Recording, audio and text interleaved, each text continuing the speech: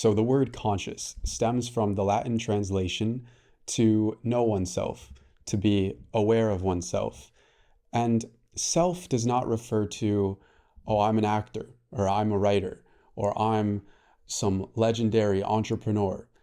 These masks and personalities that we wear in society, these roles that we play, are not our true self. Actually, our real self is something that you and I share in common. Maybe you've experienced this when being totally free from thought in a creative hobby or in meditation. And how do we become unconscious? It really happens through fascination. So with fascination, maybe we even get fascinated with the person talking in this video. You know, is this guy ugly? Is he attractive? What do I think about the things that he's saying? We start kind of forgetting our awareness. And so some people might be thinking like, so what? You know, what's the point? The problem with being fascinated is we are kind of being inside of the movie instead of realizing that we're watching a movie. We are involved with the dramas and we don't even realize that we're just at the whim of the mechanics of this play. Again, this is not about feeling dull, feeling like there's just a bland, existential, meaningless nature to it all. Actually, the idea of seeing that it's projected on a screen gives us so much freedom. We don't have to wait until certain things happen in the play.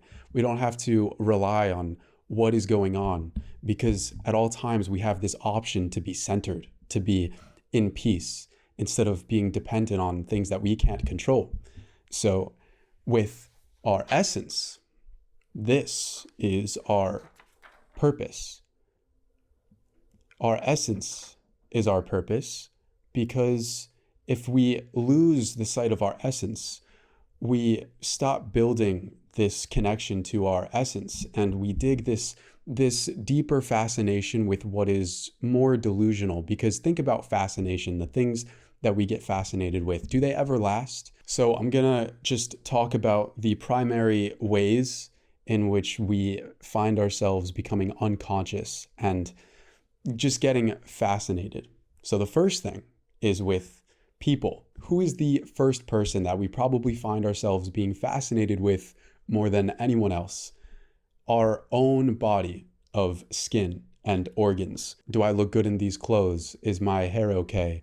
I wonder what this person thinks of me. And all of this is constantly fleeting. Someone could be looking in a mirror and be totally unconscious, because the things that are running through their mind and what they're fascinated about with their appearance, 2.5 days later, they're not going to remember what they looked like or what they said or did during that day. This is how easy it is to think that we can be aware of ourselves and be looking and knowing ourselves and actually be unconscious. We also can become fascinated with other people. You can see this when people go around certain spheres of different people, they actually start assimilating and becoming like those people. I'm not judging this. We're not saying this is bad at all, but you know, if we were really internally grounded, then we would be true to our being, the consistent nature of our essence, no matter who we're talking to or who we are around. And even with advice too, a lot of us start seeking advice and we really even start living the lives of other people because we feel like they have really good advice. This happened with me, you know, like I was really confused and I was seeking a lot of information and advice. And at one point I would be really fascinated with what this public figure was saying, like, oh, such logical, sound reasoning. I really want to follow this person. And then a month later, I was on to somebody else thinking that they were the ones with the logical reasoning. It's really easy to get involved with what people tell us, the advice that people say. And that just leads to us being externally fascinated. And this is not to say that advice is bad. Of course, we can ask for advice and we can learn from the people around us. It's just the problems arise when we lose our center. We start following and fascinating ourselves with something that's probably going to end up changing just in a matter of moments later. If anything, we actually really want to be around people, because we can see what kind of triggers our fascinations. We can see how we respond to different people and learn in what ways we are tempted to be fascinated with what people are saying or who we want to be around. However, if we are doing this unconsciously and fascinating with people, then we end up really changing as a person constantly. And there's not a lot of continuity. We shift from sect to sect, from idea to idea. One person could enter a group of people and start really becoming someone else, whereas another person who is sealed and aware and vigilant could also go around the same group of people and remain true to their self and still follow their own heart. We really see this in society because people just follow the status quo, or they follow the systems or the colleges that they feel they need to go to because they become susceptible to the people. People help us tremendously. Nothing helps us more than people. But if we aren't aware of the influences at play and we're falling into unconsciousness when we are around people, then we can't really rely on our own selves. So the next point here is places. Someone could be walking down the road and then enter a mall, and instead of being still inside, all of this turmoil and desire starts bubbling up upon entering the jewelry shop or entering the shopping center. It is totally fine to want things, to want to go to certain places with a particular ambiance or vibe, or to buy things, of course. But when we build muscle on fascination, then we start building our sandcastle. The sandcastle goes away and it can get washed away. We die and all of that goes away. But if we can work on avoiding and not identifying, then we start building our inner castle. This is a solid foundation because instead of relying on things that are, constantly going away, we have a firm stability inside of ourselves. So that's the danger of fascination, is that we can lose sight of what really matters, and that can lead us into scary territory later in life because we've just fed the wrong thing. And this affects the karma too. That's a topic for a whole other video, but if this is why it's so important to make sure we are feeding what actually matters. Okay, so the third thing here is activities. Activities can involve a lot of chasing. Consider somebody who is eating, for example. Sometimes we can just be eating and we're just so focused on the gratification of the flavor, of the pleasure of each bite, that it's like as we're eating, we're just focused on chasing that pleasure of what is that bite gonna feel like? What is that physical sensation gonna be? And this is on such a small scale, but in such a simple example, we see how it's easy to lose sight of ourself, to become unconscious and to be fascinated with the gratification of what we are trying to chase instead of simply being. What if we didn't get to have that next bite? Would we still be happy? If we wouldn't still be happy, then that means that we've been adding more energy to our dependence on the external world. All we have to do is see, if I wasn't doing this, would I still be happy?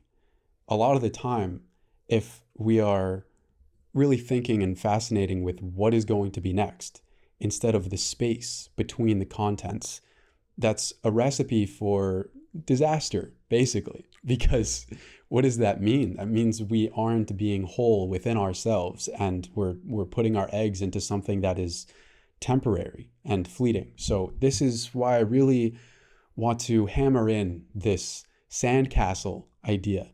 We can't just go around building sandcastles if we want to have a stable foundation inside of ourselves alone. Fascination is really tempting because we like the drama of the play.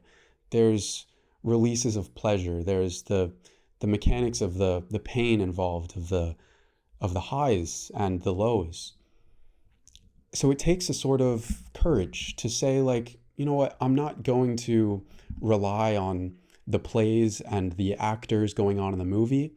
I'm going to have the willingness to step back and look at what's being projected on the screen. And this doesn't have to be scary, because when we get fascinated with the people, with where we are, with what we're doing, it's kind of like we are relying on the contents of the movie. So it's really beautiful. It's really kind of liberating to be able to look at the movie from an honest point of view and just see the reality for what it is, a play that allows us to be at peace. Instead of being the swinging door, we can be the hinge. We don't have to rely on whether the characters in the play are working together joyously or if there's a lot of pain. We can watch the movie and no matter what is going on, just still feel that peace. I really want this message to get across. I make these videos for us to recognize this. A lot of us get stuck in the drama. The tea, spill the tea. And I talked about this in one of the recent videos too, like the climax of the movie. We don't watch movies for the climax to experience the immediate pleasure. How boring of a movie that would be. We're watching it for the journey anyways. So what good is it to put our eggs into the basket of each gratification, of each pleasure? All of us are really here for the journey, and only through being present can we recognize the real beauty of life. We can fascinate ourselves with our own narratives, not just where we are, who we're talking to, or what we're doing. What are we thinking too? Are we thinking angry thoughts? Are we thinking self-pity thoughts? Someone could be going on a walk and thinking about what they're going to be making for dinner, or what dramas are going on at work. So is this person really going on a walk? If this person knew that this was the last walk they were ever going to take in their life, do you think that this is what would be occupying their mind? Do you think that they would allow themselves to be fascinated with all of these narratives? I guarantee you that is not what this person would allow, because this person would understand the fundamental truth of their essence, the fundamental truth of their purpose, and understand that being fascinated is a complete waste of time. It is a complete dream. It is artificial. Nothing matters more than that walk. If that's the last walk that person's ever going to go on, that they're going to look at each step. They're going to breathe every unit of energy, because there's no use in the drama. There's no use in it. So as you can see, this actually is a serious matter. To be unconscious is, and I really think we need to meditate on this instead of just watching this video. Okay, this guy's speaking about a whole bunch of nonsense. Great video. Or terrible video, whatever your reaction is. Let's go on to the next one. But we need to meditate on this and seriously try to grasp this concept of unconsciousness. What are we identifying with constantly around ourselves? And it's so tempting to numb our minds.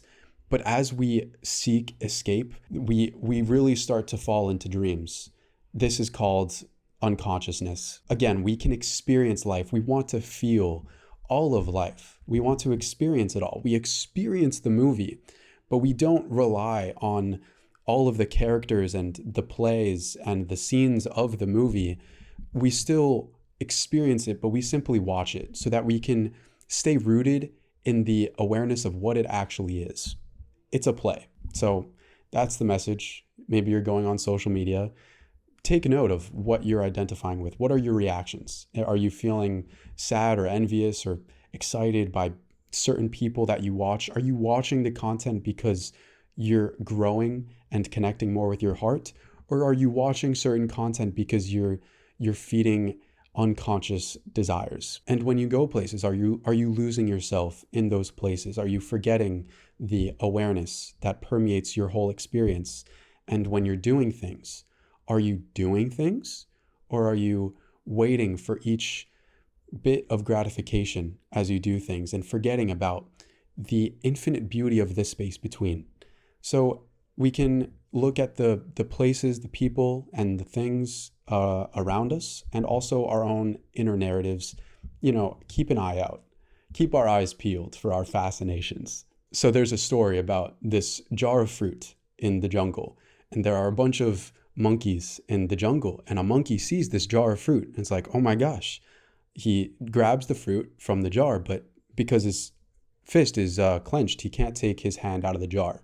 So fast forward a week later, the monkey is still sitting there with the hand in the jar, when simply all he had to do is let his hand be free from the fruit, and he would have plenty of room to be free from the jar. Sometimes we are so grasping onto our desires when all we have to do to be free is let go.